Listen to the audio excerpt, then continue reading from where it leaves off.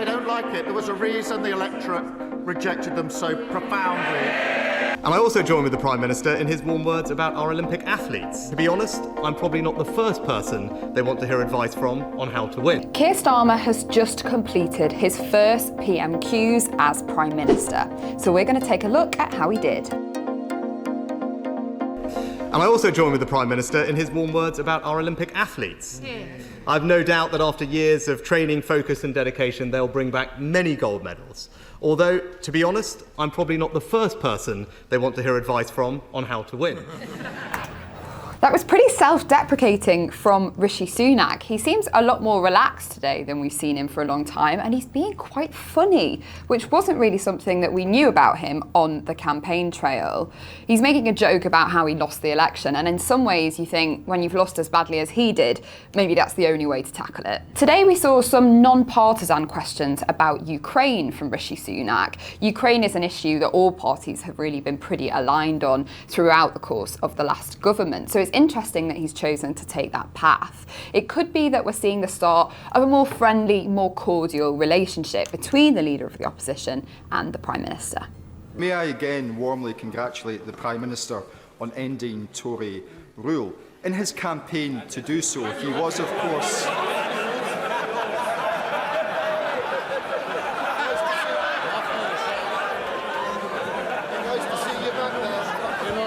They're too close for comfort now. They're too close for comfort. We've got sassy Stephen Flynn back on classic sassy Stephen form and wiggling his eyebrows and enjoying poking fun at the Tories. In his campaign to do so, Mr. Speaker, he was, of course, joined by Gordon Brown. And just 5 days before the general election in Scotland, on the front page of the Daily Record, Gordon Brown instructed voters to vote Labour to end child poverty. Yet last night, Labour MPs from Scotland were instructed to retain the two-child cap, which forces children into poverty. So, Prime Minister, what changed? This is definitely going to be one of the key attack lines used by opposition politicians towards the government, and it's all about whether or not they will scrap the two-child benefit cap. We saw last night 7 Labour MPs being suspended for voting against the government on this, so definitely keep an eye out as we'll continue to see this over coming PMQs. I'm glad he mentioned Gordon Brown because the last Labour government lifted millions of children out of poverty. Something we're very, very proud of. But I would just say this. Before he lectures everyone else, he should explain why, since the SNP came to power, there are 30,000 more children in poverty in Scotland. But if this is the most dramatic attack of PMQs, Starmer seems to get away fairly unscathed, especially considering he suspended 7 of his own MPs over it. In fact, he said before he would like to do this policy, just isn't the right time.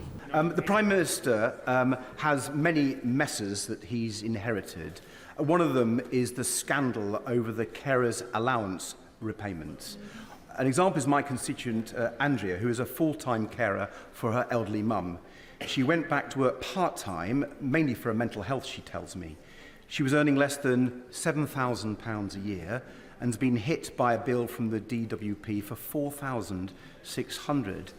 But Andrea is just one of tens of thousands of carers facing these repayments, punished for working and earning just a few more pounds than the earnings limit.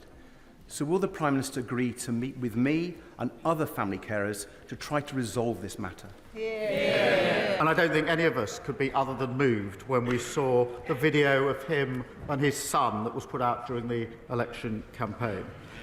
He talks about Team GB. I'm glad he's in a suit today because we're more used to seeing him in a wetsuit. But in relation to this issue, look, we have a more severe crisis than we thought as we go through the books of the last 14 years. We must review the challenges. I know they don't like it. They don't like it. There was a reason the electorate rejected them so profoundly.